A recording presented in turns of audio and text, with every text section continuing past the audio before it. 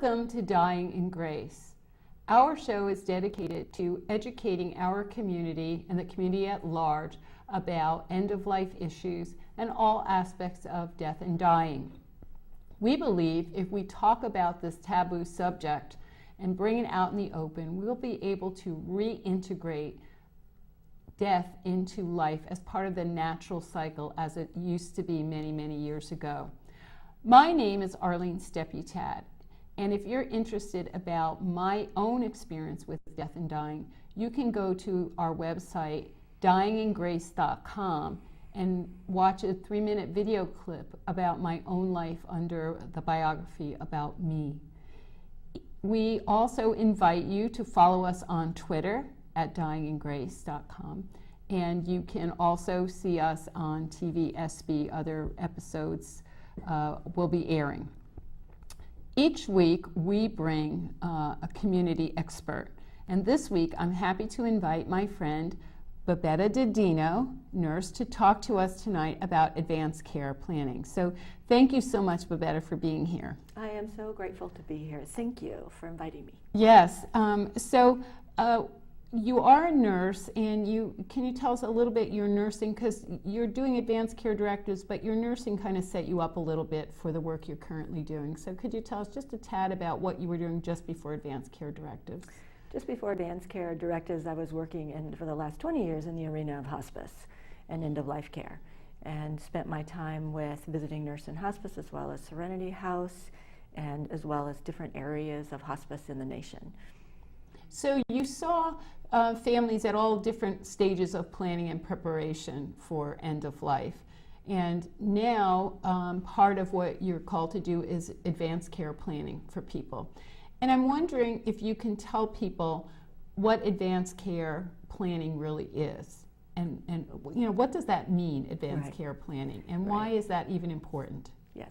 Well, in advanced care planning, the first thing I do want to say, although this is a show about dying, it really is not necessarily about dying when you do your advanced care planning. We want anybody from the age of 18 on to have a document that goes into what they believe about their treatment and non-treatment, and if they weren't able to speak for themselves or weren't conscious coming into the hospital environment, who they trust to be able to speak for them. And that might not necessarily be end of life. It could be from a concussion head injury, it could be from sedation due to breathing issues, and then there are questions about treatments and quality of life. Right, and I believe historically part of the reason this whole planning process came into the public domain was for two major cases. The first was Karen Ann Quinlan. Correct. And she was only 21 years of age when she went into this coma state and was put on a respirator, and it became a huge deal about who gets to decide what happens to you. And then I would say probably in the last 10 years, I'm not exactly sure, Terri Schiavo's case came to public awareness, where she too was not elderly at all, but I believe in her middle 50s, and who gets to decide. And I think there was an argument between her husband and her parents and who gets to speak, and that was, you know, on national news. And what a horrible thing for people to be in this crisis fighting while their loved one is in a coma. So since those two cases, I think there's been more movement towards planning. Right. And with technology, we can keep people's bodies alive for a very long time in ways that we may not have been in the past. And I think people are understanding that and wanting to make choices about whether they would want to be in that kind of state or not at end of life. So there's a number of documents around for people to do their advanced care directive. I think that's kind of the term we use for that. And in our own community in Santa Barbara, there's a newer one that's being used. Can you tell us a little bit about that document? I believe it's called MyCare? Correct. MyCare has been evolving over the last 4 to 5 years with a number of organizations, kind of led by the Alliance for Living and Dying Well, and then with the involvement of other organizations and people in the community to create a document that works for several populations. Cottage Hospital, where I work in providing advanced directive information, was very interested in having a document that could work for people in the hospital, which is also a very vulnerable time and difficult time. But we also wanted a document that works for people in the community who do want to do planning for specific end-of-life questions, like things, their memorial. What would they want for their memorial? Was there a special place? Is there special music? So it's a document that is attempting to meet both of those needs with the input of a lot of professionals in Santa Barbara. And it's also legal in 48 states in the United States, not just Santa Barbara. Okay, so the document, and there's been other documents. I know 5 Wishes was Yes. a document that's very popular, or has been popular in this community. So any one of those documents still counts. The fact that there's a new form doesn't mean I have to rush out and do that new form. Is Absolutely that true? correct, correct. There's also documents that are being done by a person's attorney when they go and do a trust. They will often do a document for advanced care planning. That document from attorneys often is called a durable power of attorney for healthcare. That speaks to the document. The person that you select to speak for you has, since 2002, has been moving towards healthcare agent. And so people will hear, when I say agent, they'll look at me and say, what's an agent? And explain to them that's the healthcare agent is a term with less confusion for people, especially in a hospital environment where you're looking at documents very quickly. And it is the term used in 5 Wishes, it's the term used in our California Advanced Directive, and it's also used in MyCare. And so healthcare agent is really the preferred term, but in old school, there were terms being used, durable power of attorney for healthcare and finances. And so that term is still thrown around, but we're moving towards calling it a healthcare agent. And can you give, if I was looking at this, I'm sitting with you for the first time, and now I have to pick somebody that's a healthcare agent. Who should I pick, and how should I decide who should be my healthcare agent? What criterion should I look for? Okay, and the document, in the front of the document, the first 3 pages are explanations and education, so people can get a document and learn this, but it's important to know it's somebody you trust. It's got to be somebody, 1, you believe that you can share with them what it is you want. 2, they will follow what you want. No matter how much they love you and care about you, if you make certain decisions, they will follow those decisions. And a third issue is to not be so intimidated by the healthcare environment. Because if you want somebody to advocate for you and make your continue to make sure your choices are followed, they have to be able to ask questions and be able to stand up for your wishes. So it doesn't have to be a family member, but it can be. And you can have a primary healthcare agent, the first healthcare agent, and 2 backup healthcare agents. So you can have a couple of people. But so do you advise, if I was sitting with you and I wanted to name somebody as my healthcare agent, do I have to get their permission to name them? You do not have to get their permission. It is a very good idea to be sure that they will be your healthcare agent, that they again will do what you want them to do. And secondly, without a conversation, they're not going to know what you want. So you want to be able to talk with them, and if you have 2 or 3 agents, you want to be sure you talk to all 3 of them, that they're all on the same page with you, that they know what you want, they're willing to support each other in those decisions and processes, because it can be a very emotional time. And so I would say you would need to talk to them, but there's not a legal requirement that you talk to them.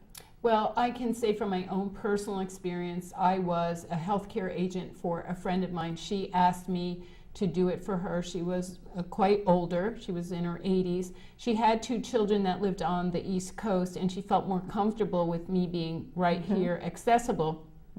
However, I told her that I needed to talk to her daughters first, because I didn't want them to feel any anger or whatever. So I think if you're using someone on the outside of the family, it's really important to explain to your family why you're making that choice. And I've heard people say, I know my daughter couldn't pull the plug when I needed it, or something like that. Exactly, exactly. You want family to know as best is appropriate for each situation, it's important that I've heard people say, I don't want to put my daughter in the middle, and so they want to select somebody else. It's still important to know, one, that it's your wishes that are going on that document, and that the person is following your wishes. It's not them making the decision. So what are some of the wishes or decisions that are involved in this document? What specifically am I planning? Well, the first thing that we get into are just the responsibilities that you give the person, and that's things like signing for consents for surgeries or treatments, talking to your doctors, being able to move medical records, signing for admission to another facility like a skilled nursing facility or a rehab facility, making decisions about organ donation, not decisions, but following through on decisions about organ donation and or cremation. Those are all part of the person who's going to be the healthcare agent. The first decision in the MyCare that we get into is the CPR question. And would you want cardiopulmonary resuscitation, which again we see on TV. It looks very simple, right, with few compressions and maybe a shock, and then the person is awake Comes and talking. Back, of course. Right. In real life, you have to compress the chest 2 inches, the sternum, in order to compress the heart. And so it can be, side effects include broken ribs. If you are elderly and have a frail heart, the idea of being able to get it going again is not very good chance. And as you get more frail or from disease and or age, then CPR becomes less successful. The cardioversion of what's called an arrhythmia or a beat of the heart that you just can't tell it's beating is very successful if you have the AICD document and you can shock for those people. And then it does include intubation and or a tube in the windpipe to help the person breathe. And some people don't recognize that is part of CPR. Oh, and to put a tube in your throat is part of, so people, because we Right. don't see that on television. Right. And it's only used if your heart and breathing stop. So it's important that people recognize it doesn't happen necessarily with a heart attack or other kinds of things that might happen, but when your heart stops. And I also like people to know when they do a document like an advance directive, it will be recognized and utilized in a hospital or medical center environment or a medical clinic where you have the document present. But if you were to go down on the street and your heart stops, someone who calls 911, they are going to resuscitate. They are going to do CPR until you get to the hospital. Okay, so unless you carry your advanced care directive around, which nobody does, and nobody would know or see for it. Right, exactly. So I also want to back up a little bit, because if I'm understanding you accurately, if I name a healthcare agent, they also can access my medical records. They can see what my treatment is. And I think that's important for our viewers to know, because without that, the HIPAA, the Health Act, that protects your personal information cannot be openly shared. And so that's just another reason for people to complete, just so that someone can make decisions on your behalf, review the medical charts. I mean, all of that, that's giving them a privilege to help monitor your care. Is that, that's important. Right. And it's most critical for people who aren't married and living together, but you want your significant other to be your healthcare agent, that you have a document. It's most critical if you have a friend that you're, as you did with your friend, instead of family, because in California the surrogate decision maker law allows, there's a lineage of decision makers if there is no document, and it goes from to spouse, parents, or adult children. And if you have a friend you want to be speaking for you, the hospital really has to follow that surrogate decision maker lineage in most cases. So it's really important for people to have those conversations ahead of time. And I know recently Netflix did this movie, a documentary called Extremists, and it was shot in a hospital here in California. I believe it was in San Francisco, I forget which one, but it was in a ICU. And it profiled several families that had not planned in advance.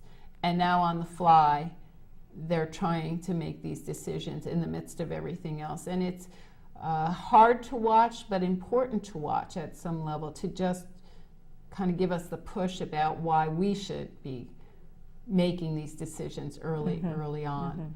What other, besides CPR, what are some of the other medical things that people have to make decisions about? And based on what you just said, I want to follow with, this really is not only a document for your advocacy, it really is a gift for your family. So anybody who has family, it really takes away the onus of that decision making in worst case scenarios like an extremist. So the next decision in the MyCare document does include worst case scenario. There is a scenario where there's been a major event, trauma, brain injury, and brain damage.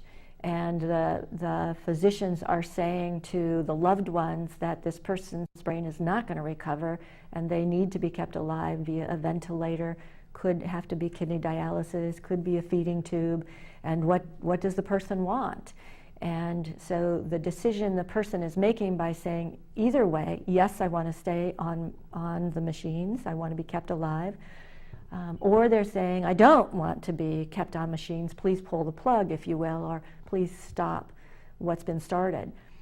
What's been found is that when those decisions are made ahead of time by the person who has to then speak for them as the agent experiences less distress and grief during their grieving time, or guilt, less distress and guilt during grieving, because they weren't trying to figure out, did the person want to stay alive a little longer on a machine just to see, or did they not? And so it's important information to have the dialogue about, as well as the document kind of takes away when they have to deal with other friends or family. This is what they signed. This is their initials. This is what they wanted. And for those people who want to stay on equipment or stay on machines, which it does happen, they might not trust the healthcare system. They might, have stories of people having come out of comas. I ask them to please put instructions on what that means for them. Are they talking about 2 days? Are they talking about they want to stay on machines 5 days? Are they talking 2 months? So that the person who then eventually has to make a decision knows what the person was wanting and what the qualifications were for them.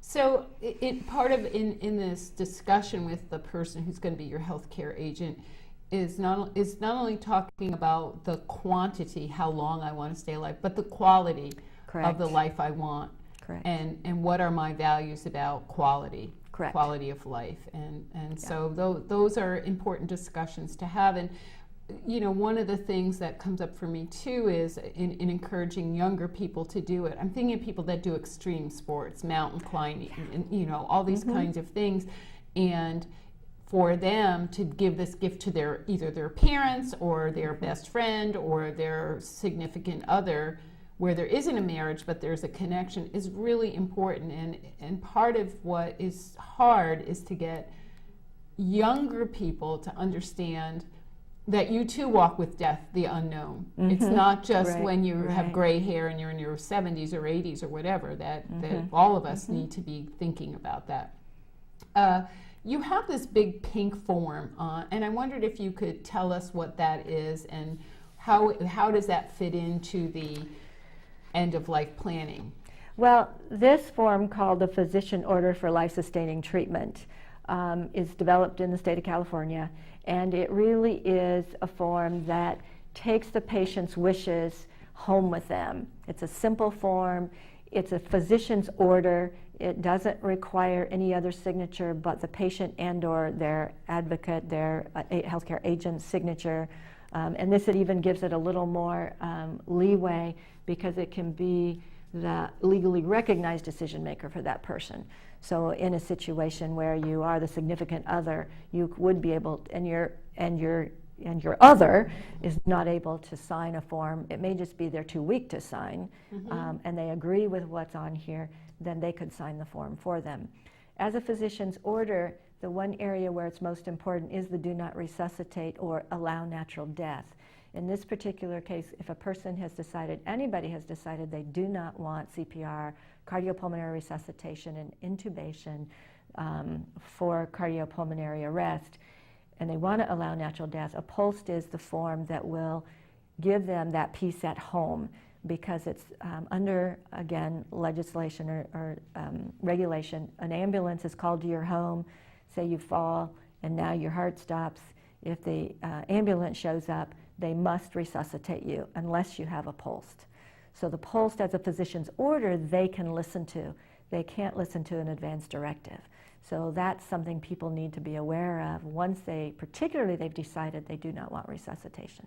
Right, and I am aware of this form. I know it legally has to be that hot pink, and we usually Correct. tell people to keep it in a visible place, like on your fridge or on the back of your door, so you don't have to go shuffling for paper in that emergency. Exactly. So that you can have, and I love that the term from do not resuscitate is moving towards allow natural death. I just think it changes what we're talking about here. Allow natural death. I'm 92 years old. My heart has stopped. Please allow me to go. And I think that's really important. So why do you think people resist advanced care planning? I mean, I've watched people talk about it. They won't sign the forms, or they think they have to go to an attorney, but the document's legal if you complete it. Is that accurate? Correct, and to complete it, you have that last legal section. Is the person signs the form with 2 witnesses. One witness can be family, one must not be family, or you can have 2 non-family people, or you have a notary that notarizes your signature. And the intent of that is to be sure that you're not, the person who's signing it is not being forced into doing an advance directive to stop all treatment by a family member, that it really is their voluntary choice to complete a document. Whether they want all treatments or no treatments, it's still their wishes. That really makes it legal. Just completing the form, although the conversation is very important, without the form, to have a legal document, it needs to be either witnessed or notarized. And why do you think people resist taking that final step? You know, what do you think is the misunderstanding about that? I think it's part of it, particularly in young people. It's what we see in young people. I'm not going to need it. This isn't a reality for me. And if it is, my mom will know what to do. And I've had people say, my daughter knows what I want, or my family knows what I want. And we've gone on later, because sometimes they come back in the hospital and have the conversation, and they don't really know for sure. They think they know. They know that the person doesn't want to be kept alive by machines, but that's not the question. The question is, possibly they've had respiratory arrest. They can't breathe. They need to be on a breathing machine. They might be on it for 3 to 5 days and come back off doing well. So do they agree to the breathing machine at that point? And then or the patient's had a stroke, and you've got to have a breathing machine to keep them alive. But what is their brain capacity, and are they going to be able to feed themselves once they have come back off of the machine? And again, that's where the conversations are so important, and the decisions, and some people don't want to look at that, or the possibilities. They'll say, well, I don't want to be a vegetable. And I really ask them, what does that mean to you? And I've had people say, well, that means I can feed myself, and I can dress myself, and I can be active. Well, that might not be the same person to a family member. A vegetable might just mean cognitively, or I'm not conscious enough to talk, but I could be bedbound. Well, this person saying I want to be active, to him, a vegetable or her, is being bedbound.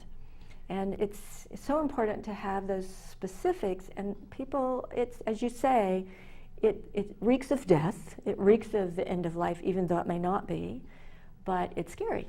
I think it's scary.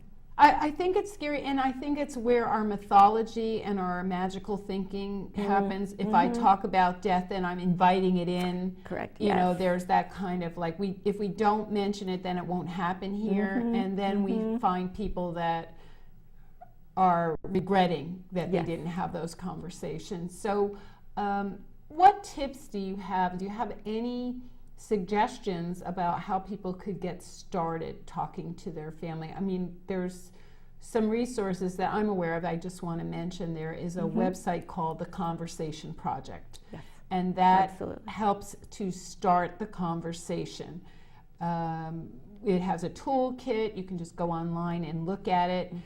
But let's say I've looked at the Conversation Project, I've read the tips, I've done all that stuff, but now I'm facing my family.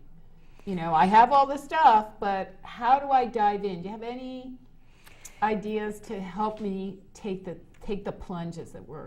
Well, there's different ways that you can incorporate it with the things you're already doing. If you're already doing a financial trust, you're already making decisions about your managing your future, then you would include this as part of managing your future.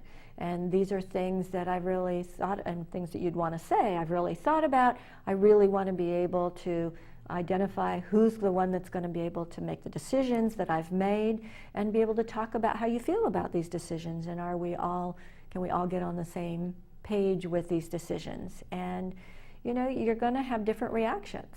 If you're talking to children, adult children even, they may say, I don't want to talk about that, Mom. And then it's a matter of saying, well, this is something I really need to have happen. In that case, it may not be your daughter you want as your agent.